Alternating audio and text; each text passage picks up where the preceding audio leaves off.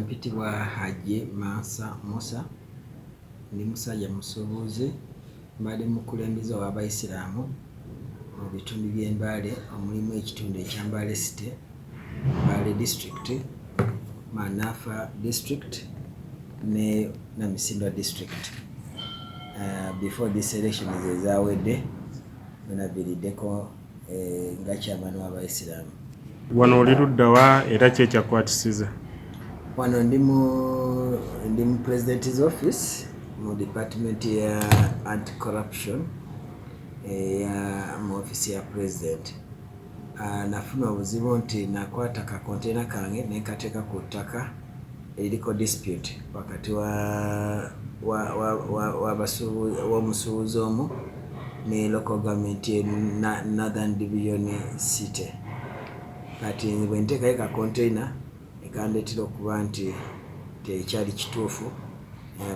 Aba anti-corruption who are investigating that land ne bajja bakajjako, bwe bamala okajjako I made a follow up myself.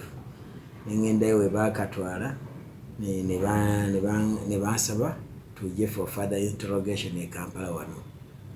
Kineewuunyisa nnyo nti thereafter nagenda okuwulira nga abantu boogera drone yantutte ku bintu by'Abayisiraamu. That is not true. Sikwatibwako na drone n'okujja e Kampala n'ajja diplomatically kuba n'atuula mu motoka n'abakozi ba anti-corruption unit nga twogera nga n'amasimu kwende mpaka bwe bandeetere banteeka ku Jinja Road Police Station where I slept one day. The following day ne bampa bond nenzirayo e Mbale.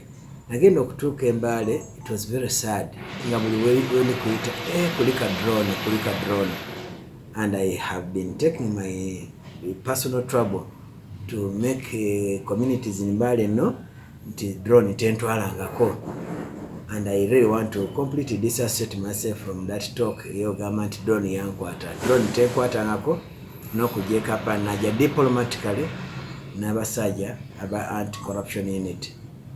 Download the app on App Store or Google Play Store now. Vision Digital Experience, the future of media.